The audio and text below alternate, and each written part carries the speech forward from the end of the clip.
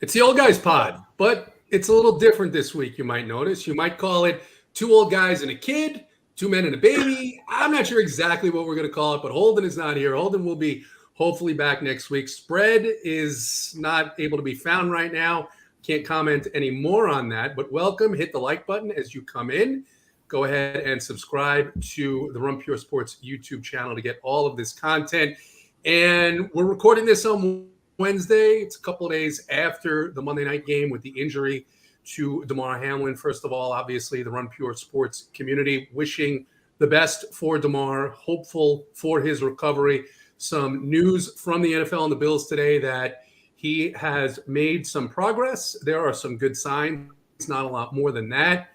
And the NFL still trying to figure out exactly what to do with the schedule this weekend. We're going to talk a lot about a couple of different topics, a little bit on the NFL playoff implications. We did get some news from the NFL about some of the scheduling this week. But first, I want to bring in Uncle T, as always, here on the Wishbone Pod. How are you doing? You were there with Big T on Monday night. How are you doing this week?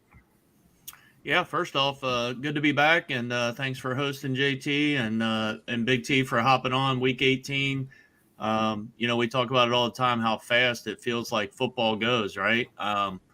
We start off, everybody's excited about stuff in week 1 and 2. And before you know it, again, we're in week 18 with, obviously this week is kind of in limbo. Like you said, we'll talk about this week's games and playoff implications and then right into the playoffs. But no, good to be back. Again, that game Monday night was definitely one that, it's just crazy. You don't like to see it, obviously. Big T and I obviously were there, and you see the play happen, and right away where we were at, I didn't actually have a vantage point of the actual hit until the replays and stuff later were showing up on Twitter and things like that. But when you see the stretcher come out, literally within probably 20 to 30 seconds, almost, it felt like the stretcher came out, and then what felt like 30 seconds later, the ambulance. I know there was probably a little bit more lag time, but you knew right away. It wasn't a broken leg, believe it or not, even though that's not a great thing either. But it wasn't a broken leg, wasn't a torn ACL. It was a lot more serious than that. And then as news started to trickle around the stadium, obviously with social media and with Twitter, people, JT, I was messaging you, right?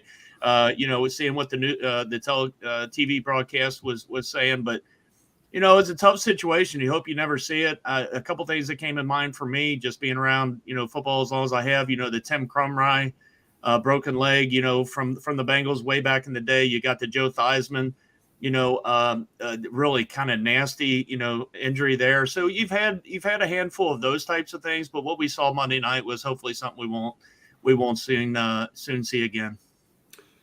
Big T, you and I do the Monday night football print factory shows talking about the game. We've done it every week this season, and we've always said, man, some of these games, we talked about it Monday, some of these games were really difficult. We finally had a game that we were both, all three of us who were on, a lot of the subscribers, a lot of people around the country excited to see this game. So much so, I told my wife said, hey, what do you want for dinner when she got home? And I said, I really kind of want to go out and watch this game. She's like, all right, go out, no problem. And I saw your post that you were heading to the game. I texted Uncle T and I said, hey, are you there as well? And he's like, yeah, of course. And then when the injury happened initially, Kay Adams on her FanDuel post said, hey, we're used to seeing the stretcher come out, right? That happens at least once an NFL weekend. But then you see the ambulance. You see, at least from my perspective, them cutting to commercial break. And then Uncle T is asking me, do you know what's going on?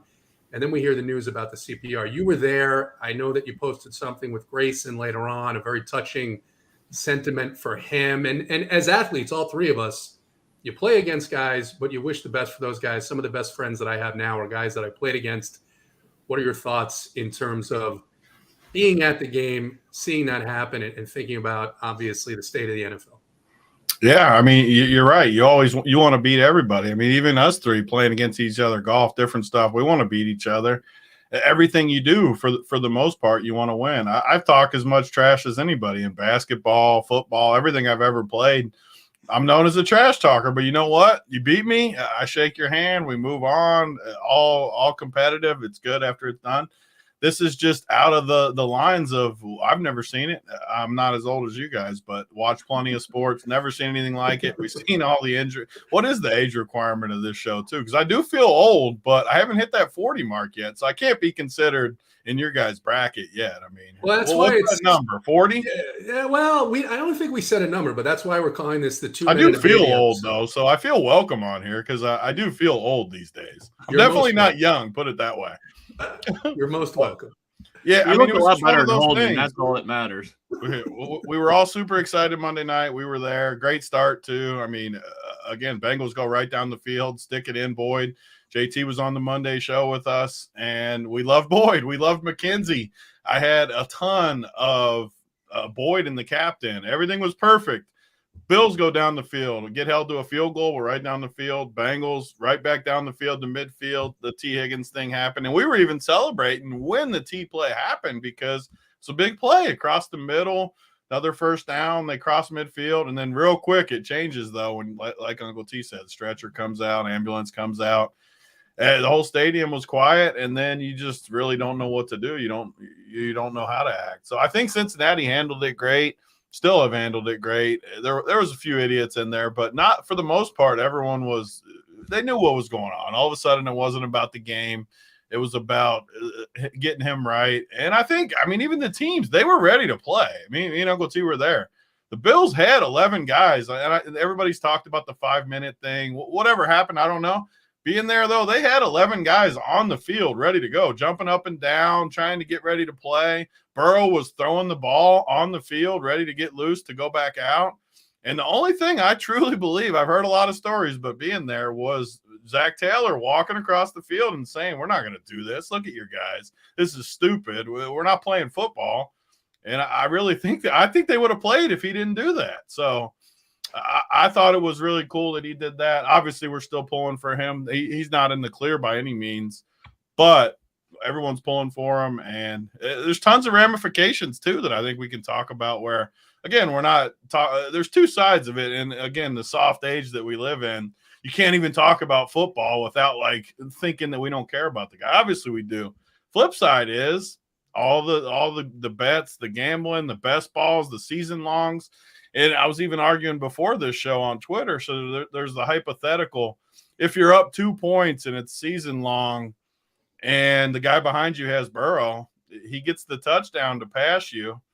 What happens? Do you give him the title? I'll throw it to you guys a little bit. What happens if that's family league? I think it's pretty clear what we do in that. But what do you think should happen in a bigger – say it's for 100K. 100K up top. You're up 2 points. The guy behind you has Burrow. Who's declared the winner in your guys' mind? Yeah, I'll take it, JT, first. I mean, for me, I'm not sure how much season long you play, JT. You may play a lot. I don't play a whole lot, but yeah, I mean, family leagues and things like that'll clearly, I think you handle it where if someone had Burrow there, you give him the title. I mean, obviously what we're talking about here, and even the question, Big T, is a valid one, but it's unprecedented though, right? I mean, it depends on what they do here. It doesn't look like they're going to resume it, right? I mean, I don't see them playing for sure. Yeah, so it's definitely unprecedented. So I think any way you go, you're going to get criticism. But my thing is, I think you got to give if it's the exact scenario that you just laid out, you're down 2 or you're up 2 and you're playing, JT is playing me and he's got Burrow. I don't see how you don't give him the title. So that's where I'll stand on it. It's again, you throw in a lot more money, like you mentioned. You throw in the 100K maybe up top or something, which is a huge payday. Man, I don't know. I'd still like to think I would do the right thing. Yeah, most of the fantasy leagues that I don't play a ton of season long, but most of the ones that you're on subscriber lists, and a lot of them have come out and said, look, we're waiting for the NFL. And the NFL, it's a tough decision because this game does mean a lot. Even if Kansas City wins on Saturday, this game is for the number 2 seed. And you've got a situation where there's really nowhere to reschedule this. There is just no room. So the practical real life side of things, the NFL still kind of hedging. One executive coming out today and saying that there are conversations ongoing. Troy Vincent immediately backtracking and saying our only concern right now is obviously the health of Lamar. But they're, of course, talking about. They're talking about what to do. To your point, Big T, about Zach Taylor, a story comes out today that he crossed the field, looked into McDermott's eyes, and McDermott said, I really, really think I just need to go to the hospital and be with Damar. And at that point, it was pretty obvious that the right thing to do was to not play the game. So kudos to the NFL for doing that. We're going to get into a little bit more about what's going to happen with the Bengals, the Bills here, but a couple of other topics. First of all, if you're not a subscriber, go ahead, runpuresports.com. Check us out. We're going to start doing something really entertaining, which is watch parties with our hosts, founders, coordinators. That starts tonight with NBA. Big T, tell us what this is going to be like. I think the first one is you and JSU. I remember being with you guys, and Uncle T was on one of these, the overnight golf parties that we had in the beginning of Run Pure Sports. What's this going to be like? Are you going to be able to get JSU to keep up with you drink for drink? And what is that going to be look like? That sounds like an entertaining thing that I want to check out. What's going to happen tonight on that? Yeah, I mean, he's definitely not going to keep up. I mean, the guy, he has one drink and he's drunk. So hopefully he sticks with the coffee out of the gate. But yeah, we're gonna go and watch some NBA starting at 8:00.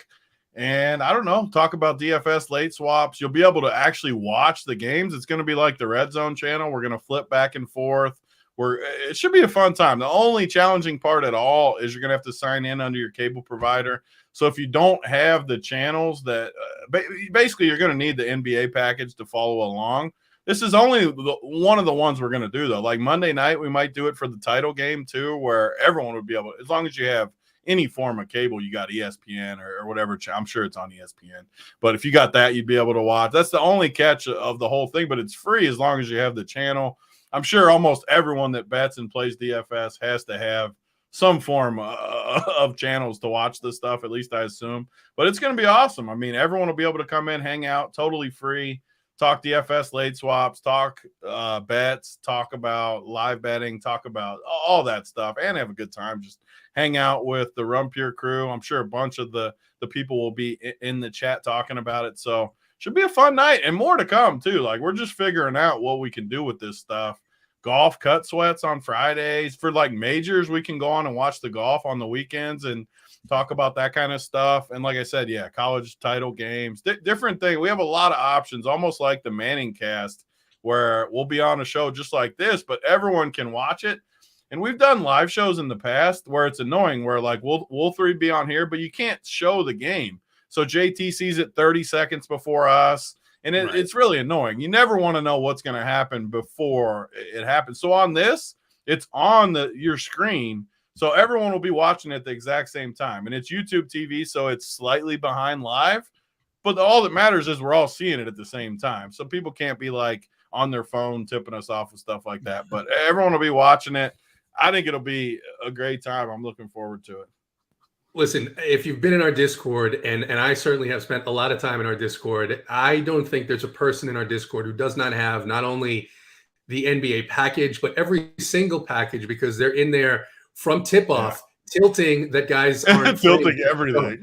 So it's gonna be just amazing. And on that I'm note, pretty sure the NBA League Pass was only $100 this year. I'm almost positive it was only $100. So worst case scenario, if you don't have League Pass, I think you can buy it for $100 anyways.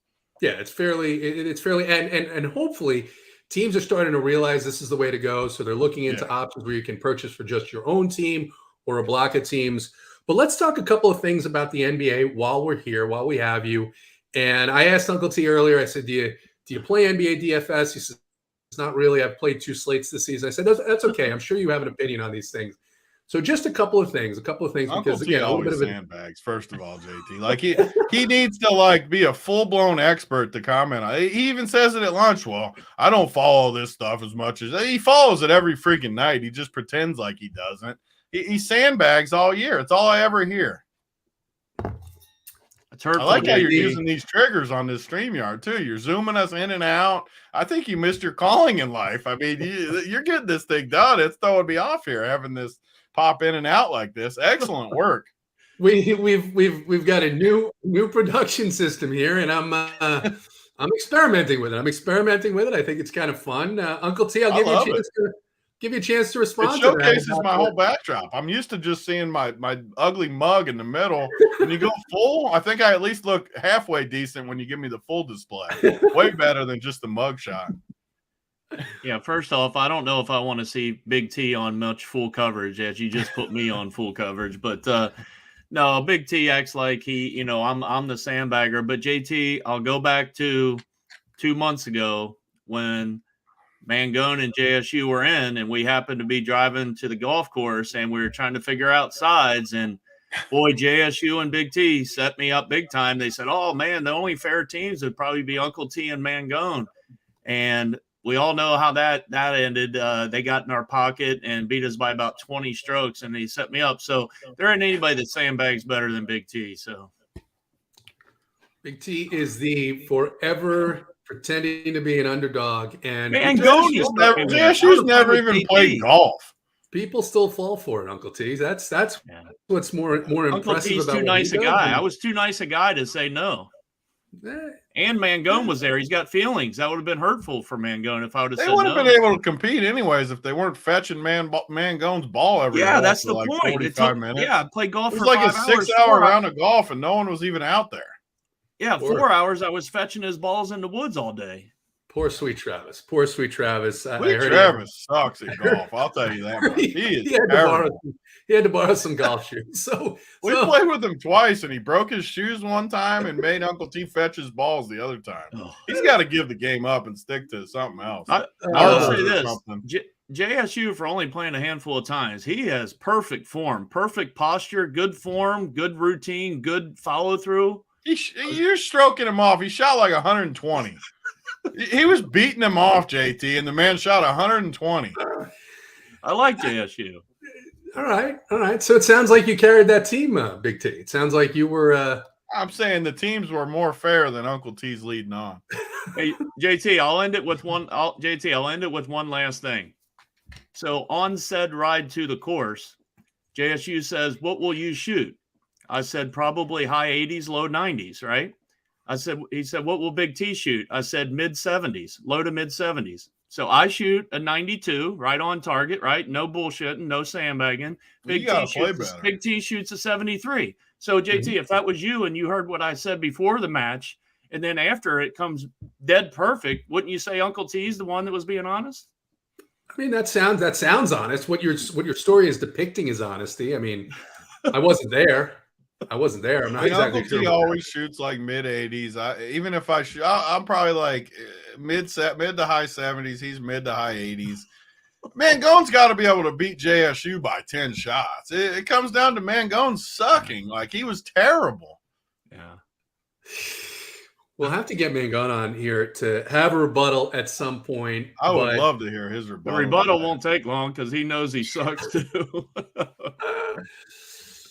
Couple of things on the NBA. NBA Next coach Jacques Vaughn was named the NBA Coach of the Month for December 2022. We're used to this team being full of drama. We're used to this team being full of issues, especially the last couple of years. James Harden, the trade, they bring in Ben Simmons. Now, Tony, I'll bring it to you because I think the question in my mind now, since Jacques Vaughn has come over, we've seen less drama, less talk, tighter rotations, much tighter rotations. Nicholas Claxton is actually playing big minutes. You're not seeing these guys at the end of the bench that you would see with Steve Nash. Is this emblematic of what should happen in the NBA to be a winning team, that you really have to just focus on your best players? And is it so hard to see? And was Steve Nash just that terrible of a head coach? I mean, you bring up a lot of good points for sure. And I've always thought teams go too deep in their bench. It's always driven me nuts. It is a long regular season, so you do need to give these guys a little rest and play more guys. But yeah, they've won 12 straight. A month and a half ago, the Nets looked dead, and now they're a half game back of the Celtics for the best record in the East. 12, they've won their last 12, 19-6 in conference. They basically haven't lost since Jock took over. And you go back, this is how much our vision can change in a hurry. But last year going into the playoffs, everyone thought the Nets were the best team, myself included, and they ran into that Boston buzzsaw. I like the Nets to start that series. I'm not scared to admit it. Boston whooped their ass, but that shows you how quick things can change. It could just be coaching. I mean, they still got Kevin Durant, Kyrie Irving, Ben Simmons. Kyrie Irving's is good. He's a goofball. We can all agree on that. Off the court, he said many idiotic things that don't make any sense. But when you get him on the basketball court, he might be my favorite player of all time. I love the guy. He's so freaking talented. And KD could be the best player too. I mean, he hasn't been as good as LeBron overall probably, but he's right there underneath them for the last 10 to 15 years, however long he's been playing. They got a chance. If you got Kyrie and you got KD and they're healthy and they're playing good and the coach is good, they're not a big underdog to anybody. I know that much. So I think they could be playing more to the reality now. Obviously, they're not going to win every game. They're going to hit a cold streak, but they're playing closer to the reality now than when they were losing every game early in the season. And you can even throw LeBron in this mix. So AD goes down. LeBron's been freaking amazing. The dude's 38 years old, played for the last 20 years or so. I don't know exactly the number, but close to 20 years. He's still just smashing. And I know he goes down in the conversation with Jordan, but I really don't think he gets enough love for how long he's been good. The dude has been incredible since he was 18 years old. Not to mention he's never got in trouble for anything, which is underrated these days. He's still married to the chick he was. And again, we can go way down in the rabbit hole. Like, has he ever cheated? They've all probably cheated. I'll just throw that out there. But nothing's ever came out. And he's still with his high school lady that he married young. So I don't know how anyone could say anything. Obviously, he says some political stuff too. We can say whatever about it. I'm not talking about that stuff. As far as pure basketball and not getting in trouble, I think he's a little underrated, as crazy as that sounds. I think that's fair. He takes care of his family, number one, right? There's never any drama about the family. At the kids' games, doing stuff. Yeah, he has funded an entire education system in his hometown. And then you mentioned what he's been doing lately. And when you think about it, this may be a situation where he wants to surround himself with friends who are superstars, but he's really always been better when he's the guy and he's had complementary players around him. Thomas Bryant has been playing excellent as well of late on that squad, but he lifts up the play of these other guys where I think with superstars, it's a little bit harder to do that because they know they'd like to get the ball. Uncle T, we've seen this out of LeBron, what we've seen out of him over the last month. Has this been, the resurrection of the Lakers? And Darvin Ham saying, because he played 40 minutes here, he said, hey, we've got to ride this guy. Yeah, Big T brought up some good points, and I think obviously Big T knows this, but I'm always going to be a Michael Jordan guy. I grew up in that era. I named my middle kid after Michael Jordan, so as you know, JT, so I'm always going to be a Jordan guy, but I think we try to make it too much about who's better and stuff. Yeah, it's different eras. I know Big T in a playful way a lot of times on Twitter will, he'll pull a clip of, Jack Sikma or some of these guys, and he'll say, oh man, look at who he had to beat. But Big T brings up some good points, really good points. I'm glad he brought up the last couple, which is I do think he might be considered, believe it or not, a little bit underrated. But the key thing is he's gone this long being pumped up on a pedestal since he was 16, 17, 18 years old. He's come through. He's followed through with that stardom, if you will, right, from day one. And he's never been in trouble. There's no doubt about it. He's never – again, you can the political thing, I think him and I's views are different. But as far as, again, getting in trouble, having the fame, having the money, having the lifestyle, having all that stuff that these guys got, you got to give it to him. You really do. And I'm not a hater at all. I appreciate what this guy's done over that period of time. And you can make an argument these last couple of years. He's literally, I don't think he's gotten better, but just to be able to stay at that level and play at that level with so many new kids coming into this league, I call them kids, 18, 19, 20, 21-year-old phenoms, in a lot of cases.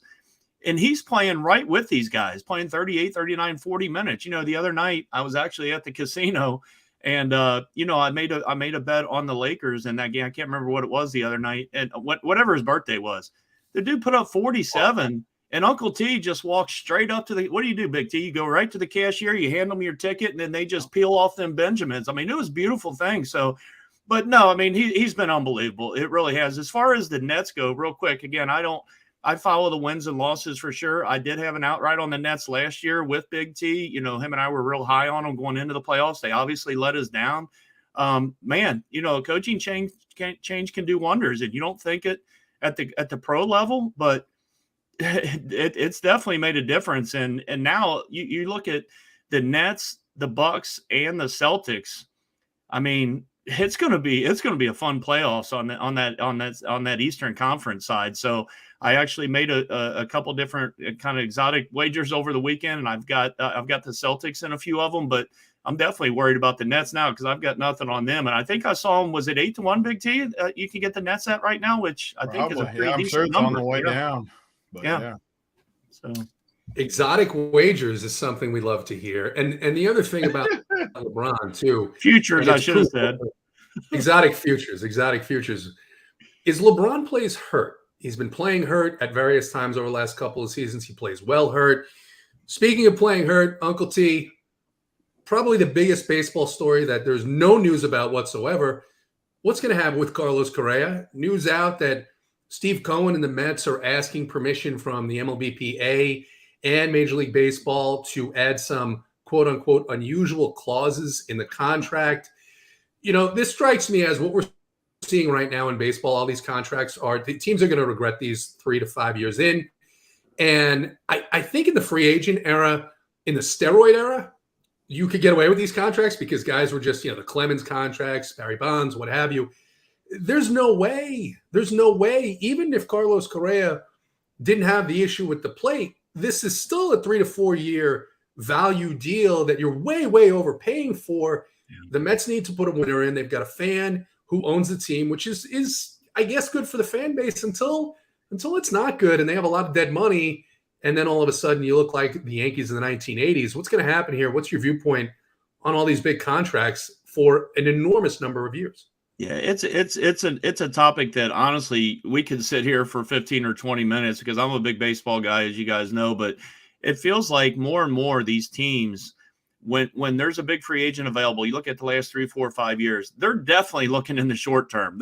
I know the contracts are long as far as the years and stuff, and this one's just outrageous. What was it, 13 years, I guess? Was it 13 or 12? I just think 12 years for the Mets. It was going to be 13 with the Giants. So 12 years, 315 for the Mets. Yeah. Yeah, I mean, that's just it just feels like we've all known that the balance as far as the teams and what as far as the competitive balance, I guess is what I want to say, the last several years, it just feels like we're getting to a point in baseball. And again, I love baseball, but you're getting to a point where it's literally going to be about 4, 5, 6 teams every year that for the most part, you're always going to have that outlier. You're always going to maybe have an Oakland sneak in there to maybe the second round of the playoffs or something like that. Or, one of these smaller market teams get in there. But for the most part, if we continue down this road where they're just, again, it's 4 or 5 teams that are bidding for all of these stars when their contracts are due. Obviously, Judge re-signed with the Yankees, which honestly, I was happy that he did, to be honest. He's been there. If he's going to sign a long-term deal, which I tell you what, you want to talk about a guy that kind of, put the bidding on the line on his own and he turned down that contract, didn't he? Right at the beginning of the year. And I'm pretty sure he turned it down from the Yankees. I don't remember the numbers, JT, but he did. And he bet on himself and he had a career year, right? He just crushed it. And now he's getting paid for it. But as far as your general topic, I just think we're going down a path though, where if you look at it next year or you look at it in 3 to 5 years, I think it's going to get worse. I don't think it's going to get any better. And for a baseball guy like me, I don't mind the bigger market teams getting in there, the Yankees, the Mets, the Dodgers, whoever they may be. More recently, it's been obviously the stretch with Houston. But I'd like to eventually see where some of these other smaller or even mid-market teams are able to compete a little bit better. I mean, I think it'll end up ruining baseball in the long term for most of the average fans. I think baseball has a bunch of problems. Big T, thoughts on this? The Reds obviously rebuilding and not involved in this, but we know in the past, under different levels of ownership, they've been known to throw money around too, and it hasn't always worked out well. What are your thoughts here? Yeah, I'm definitely not into baseballs. I mean, I gamble and play the DFS. I don't like it as much as you guys, though. It's just a lot of problems, like you guys say. I get frustrated too with the teams like the Reds and I mean, I've lived in Colorado and Cincinnati, the 2 places I've lived, and neither team is definitely a model organization for how to run. So I see the worst of it. I respect that these big I'm a little bit different than Uncle T. I respect that these I know they got unlimited money, but I like that they at least invest in their teams. I get so frustrated. The Reds, like 2-3 years ago, we loved this team. We rooted on them a lot. They had a lot of guys that were fun, and then they're all gone now, every one of them. And I just can't support it. It's painful. So I just can't root on teams like that. I do agree. I mean, I'm on the same page as you guys completely. These contracts are crazy. You're going to end up in the Pujols situation where these guys, every one of them is a horrible deal on the back end. Sure, it's probably a value the next couple of years while these guys are in their prime. But even then, all of a sudden, one injury, you're committed for I don't understand how in football, they're like no money's guaranteed. Baseball, you can have one injury and get paid the whole thing forever. It doesn't make any sense to me. None of this should be guaranteed, at least not the whole thing. I mean, you're telling me that Judge could get hurt, never be the same, and still just collect money for however long this deal is? It's crazy to me, but I don't really know what you can do when it's been agreed to, and these owners are just shelling it out. So, like JT said, problems going forward, and the fans aren't going to come back that much anyways unless something changes. Football, basketball, even golf, some of these other sports are definitely more exciting to younger kids these days. Yeah, the most powerful union in all of professional sports, Major League Baseball Players Association. So much so that Bobby Bonilla is going to get paid another $1 million next summer.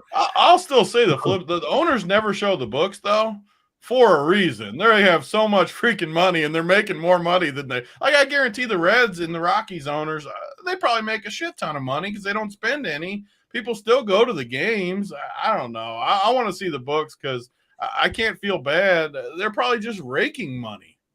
The Braves, the only publicly owned team, and they had see their numbers for the first time, and they did very well. They've done very well. What kind of numbers are we? Because they spent money, and they're a model franchise. Bunch of young guys committed for a long time. Like, what do their numbers look like? How much? What are they making? I believe the profit, whatever the acronym they use to describe it, EBITDA or something like that, north of 100 million. North of 100 million. So yeah, and that was just. And they're like a franchise that spends money too, and they still made that kind of money. So and that just shows you after COVID. So a lot of I'm sure a lot of teams doing better than that. With none of these owners are even close to having issues. They can all spend money. Cincinnati can spend money. Colorado can. They just don't want to. They want to lock up their easy profit and move on, and that's cowardly to me.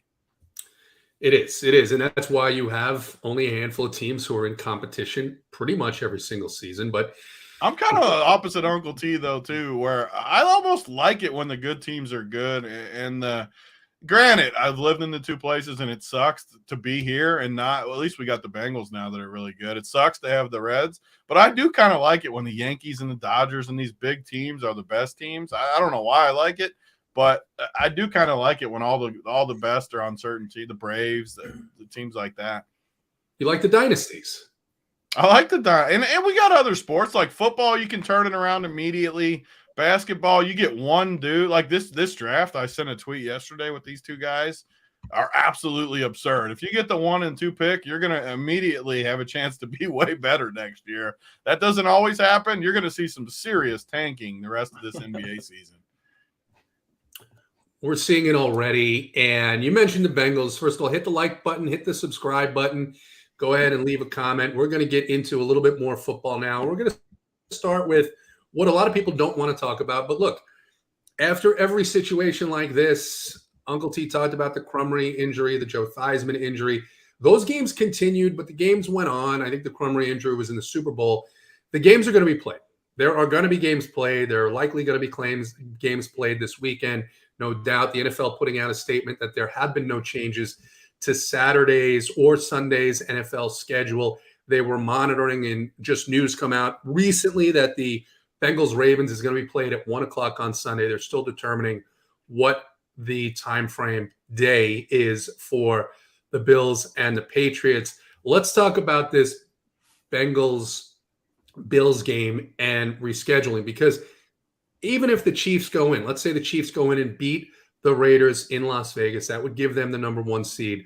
But you would still have an opportunity for either the Bills or the Bengals to be the number 2 seed. I mean, the Bills can be the 1 seed if they win 2 games. They're the 1. They're ahead of Kansas City. So there's just a lot on the line with respect to this Bills-Bengals game. But, I mean, Tony, I'll start with you. When do you make it up? Because in order to have the bye, you're going straight from week 18 into the wild card weekend. You probably can't push back the Super Bowl just because of all the commitments and stadium expenses, artists, all this stuff tied up around it, the date itself. Do they consider pushing everything back a week to put Bills Bengals on wild card weekend instead? Yeah, I mean, there's just not an easy answer. And honestly, again, we're talking just football. I'm going to throw it out there because I know people get upset these days.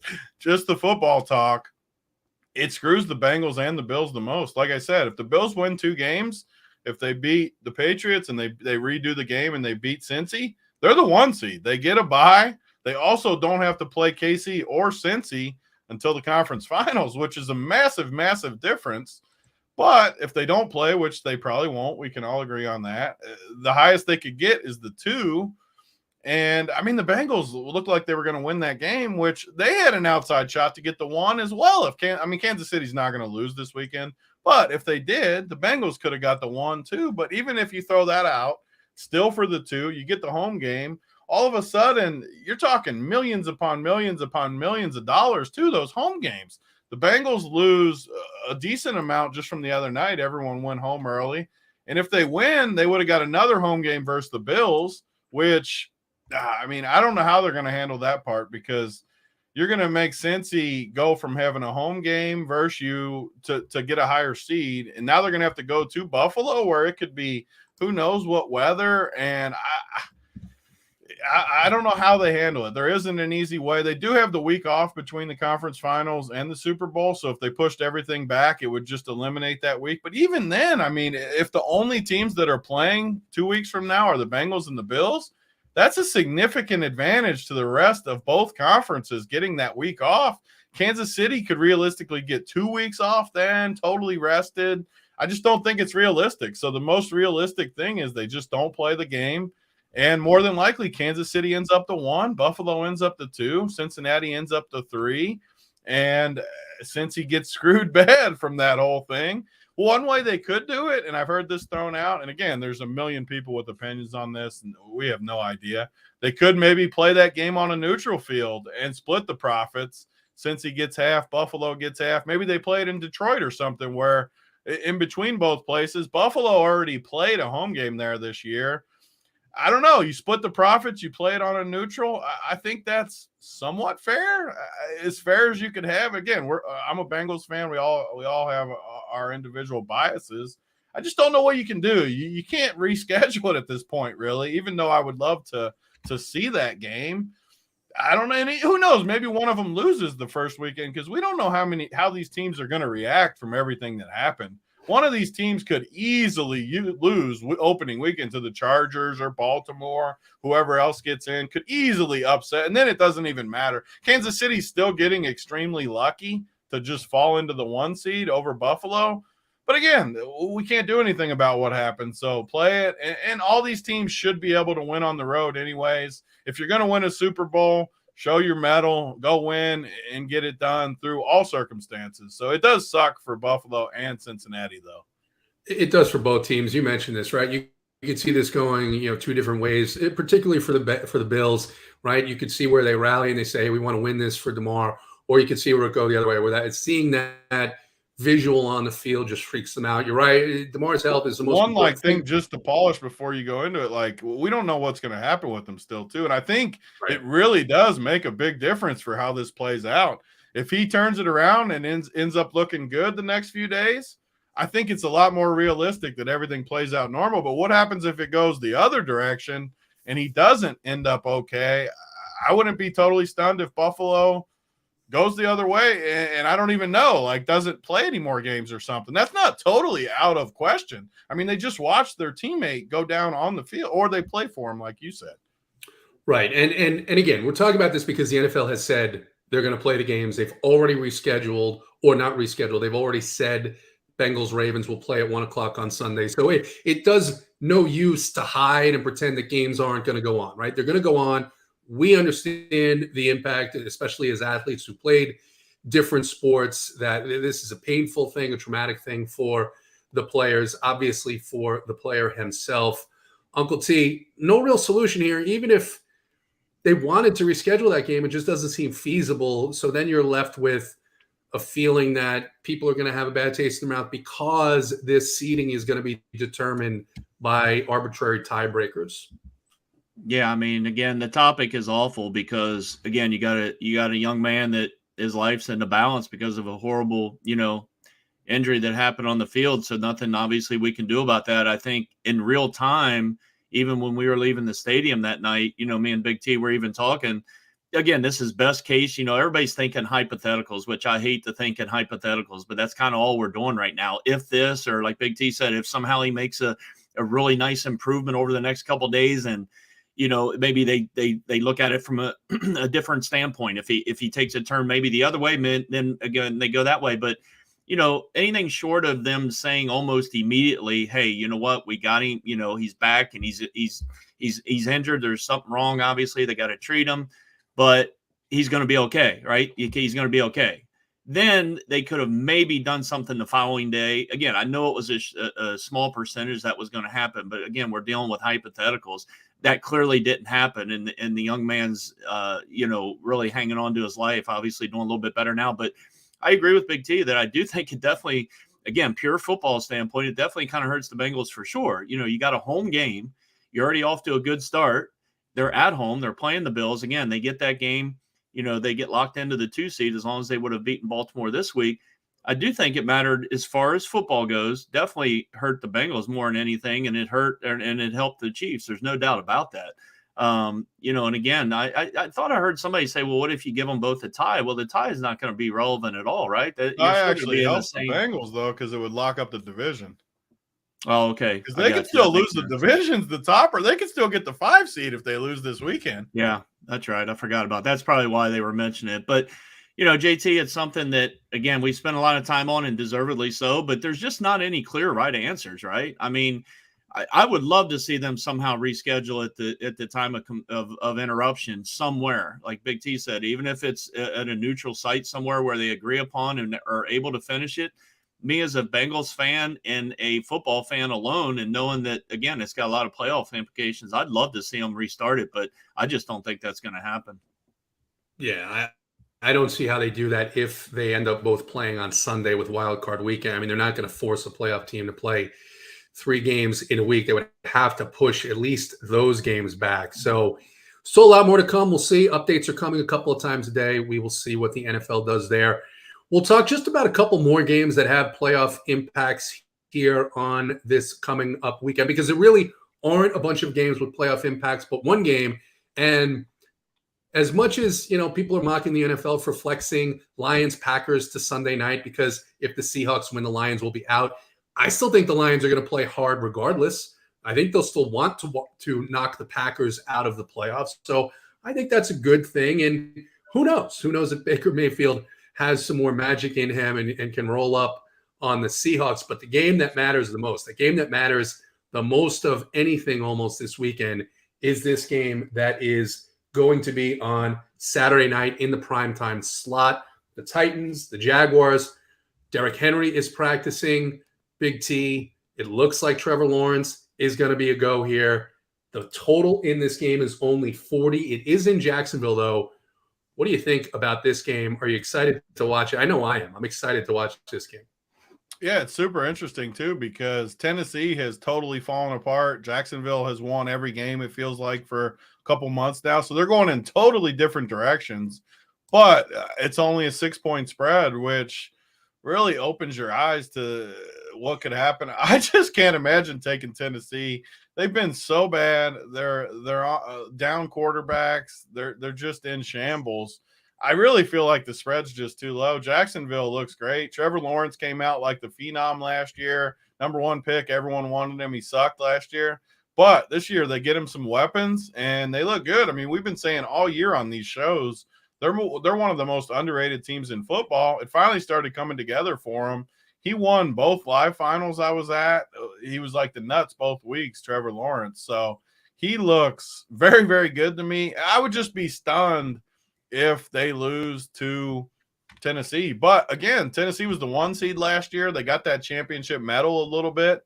And I wouldn't put it past them to shock the world and somehow rise up and beat this young Jacksonville team. But I mean, if I have to side with anyone, I'm taking Jacksonville laying the 6. There's some scenarios too where both these teams could somehow get in if Tennessee wins. I think Jacksonville only needs 3 things to happen, and none of them are that crazy. Like, all of them could happen. So there is a world where they both still get in. The lower chance would be on Tennessee's side. If Tennessee does not win, then they can't get in, I don't think, can they? Yeah. Well, they had last week, they had a 6% chance. I haven't seen the updated percentages. I think it might be 0 now. Might be 0 now. Uncle T, Tennessee, of course, they have Derrick Henry. They've already announced they're going to start Joshua Dobbs at quarterback. Dobbs played reasonably well in his last outing, but as Big T mentions, Trevor Lawrence has been on quite the heater, as well as your guy, who you've talked about on a number of the Wishbone pods, Zay Jones, has been carrying the team. Travis Etienne looked great against the Texans last weekend. What do you expect here? Yeah, I was trying to find while you guys were talking Twitter, Big T's Twitter feed of Joshua Dobbs and who he looks like, but I can't pin my hopes on Joshua. Who was that, Big T, you were talking about? I mean, the guy, he for sure looks like Charlie Villanueva. No way Uncle T's watched this, but Barry on HBO, he looks just like Barry. I don't know who Barry is, but I thought it was Charlie Villanueva. You can't pin. That was yeah, I forgot about that. That does look like Charlie Villanueva. Yeah, I forgot about that one. Yeah. So no, I'm JT. I would be shocked. It's a 6-point spread. I would be shocked if Tennessee went in there. The way they've been playing the second half of the year, and the way Jacksonville's been playing at home. They've got Lawrence, they don't have the injury situation that Tennessee's got. You literally got 2 teams going in opposite directions clearly here. And I would be shocked. It's a 6.5 point spread right now. I'd be shocked. Maybe not that they cover the number, but I would be shocked if Tennessee went in there and won this game. I really would. I think it's Jacksonville's game here to win. I think Tennessee's going in the other direction. If Henry plays, is he 100%? I just trust Jacksonville way, way, way more here in this spot than Tennessee. Jacksonville's won 4 in a row. Tennessee's lost 6 in a row. Yeah, just the numbers. What scares me, honestly, like I thought it would come out like 7.5. That all year I've talked on the Print Factory, the premium show that people have watched. That 6.5 number terrifies me. I just feel like upsets happen in that number. It's such a key number, getting over or under the 7, which is why these teasers have won all year again. The number terrifies me, but on the surface, I think we all think Jacksonville should win easy. I'm definitely nervous about it, though.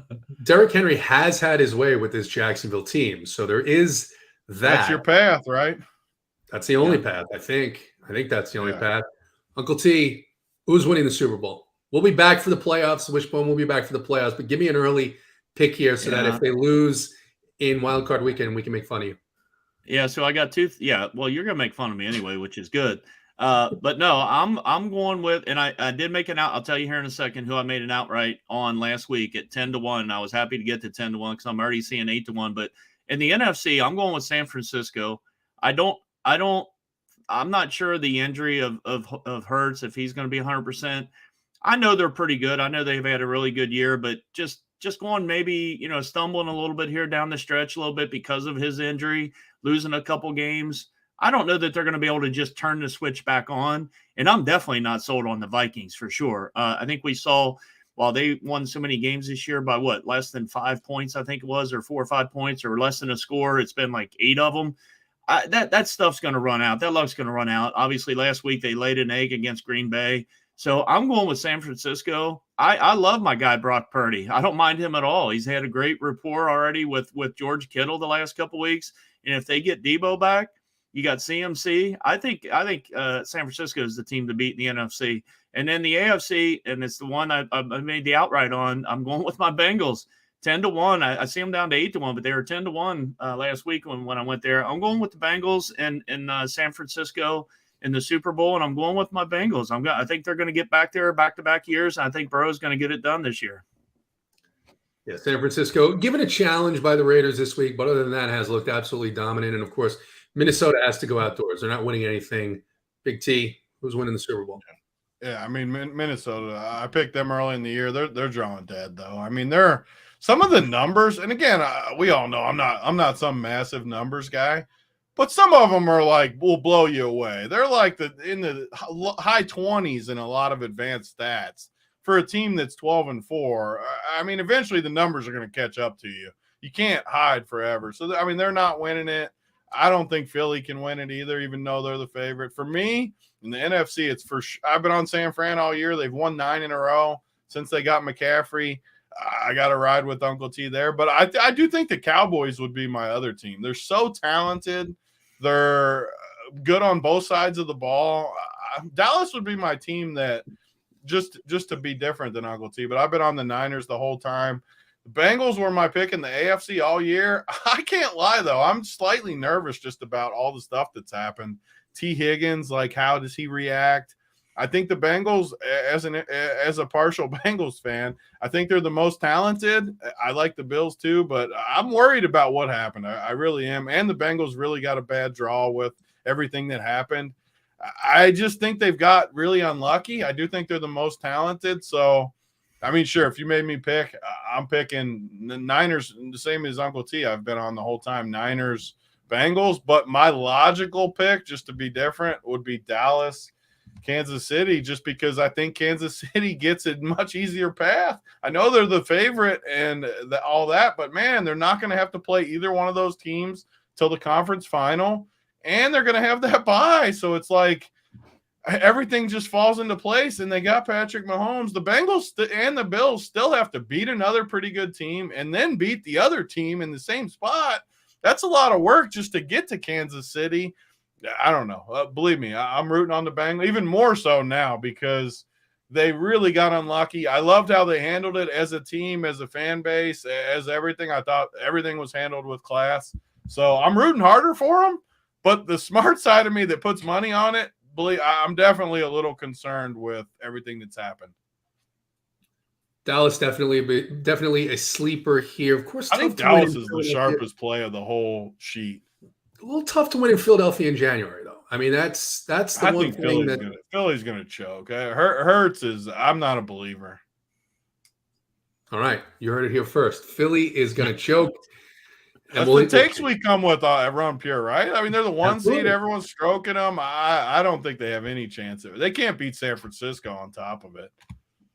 I think San Francisco is the toughest. Who are you picking? Are you getting in there on Philly? I want you picking Philly so I can come back on the show next month and a half and get on you. Listen, as a Falcons fan, it's tough to see Kyle Shanahan in this position.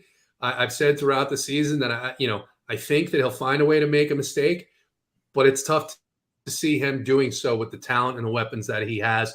Particularly, as Uncle T said, if Debo comes back, you've got Debo, McCaffrey. Yeah. People are on Twitter pointing out throws that Brock Purdy misses. It doesn't matter. As long as he makes 50% of his throws, I think he's going to be fine with the talent. The defense for San Francisco, it's an outlier game there against the Raiders. So give me San Francisco to be determined in the AFC.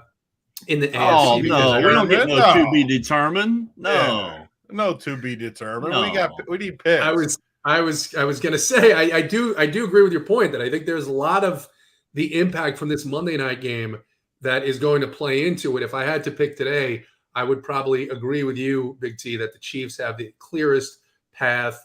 I think we can all root on that. Our minds think Kansas City probably, but we're going to root on even Buffalo. I'll find myself rooting on Buffalo unless they play Cincy. I'll find myself rooting on them after everything that's happened. I think the Bengals. My preference would be to see one of Cincinnati or Buffalo. Yes. With either of those teams. Imagine that story if this thing breaks good and whatever happens with them, whether it's good, bad, them playing for them and going and winning a Super Bowl, that'd be a great story. I think the interesting thing, guys, would be not interesting, but just we don't know how this is going to go. Say the seeds are the 1, 2, 3, just like they are now, and Cincinnati goes to Buffalo to for the conference semis, right, before they would play Kansas City for the right to go play Kansas City, and you get the rematch of the game that never was able to be completed. I do think that's an interesting, and that could clearly play out, right, guys, for sure. Where Cincinnati would go to Buffalo, and I think that would be you talk about again. Maybe hopefully this guy comes through in the next couple weeks, right? And then that game somehow in a month is played. Wow, you talk about some media coverage and a hype around that when this game, wasn't able to be completed. So just something to think about. And I'm with you guys. I don't know. I'm not a Chiefs guy. Sorry, AP and Snyder and DC and all the KC blowhards, but I wouldn't be if it's not the Bengals. I'll definitely root for Buffalo in the AFC. With that, I actually like going to Buffalo, just as far as a fan, like take everything out of it, everything how they handled it. Let's go to Buffalo and get a W. No excuses. Let's just get it, and then let's go to Kansas City and whoop their ass for the 4th straight time. JT, I'll guarantee you this: if Big T gets us some tickets up in Buffalo, no matter how cold it is, Uncle T will definitely go. We're not going to Buffalo. I got news for you. JT's not beating us because we're not going there. That's a different kind of cold. We're not risking that kind of snowfall up there. Kansas City, I can kind of get on board with. Kansas City, all right. Buffalo. Kansas City, let's go meet all the blowhards. There you go. Out there. KC blowhards. Let's meet them. We'll bring Snyder along and AP and we'll see if DC will make the trip. And there you go. So that'll do it. We'll be back next week on the Wishbone. Holden, I think we'll be back today. Anyways, he's hiding on you guys again. No, he's apparently busy today and tonight. Yeah, he's always busy. Yeah. His lady's tying him up now. I don't know what his deal is. Yeah, we're gonna try and find him. We're gonna try and find Spread. Until then, Big T, thanks for coming on. Thanks for joining us, Uncle T. We will see you back here next week. Helmet, get us out of here.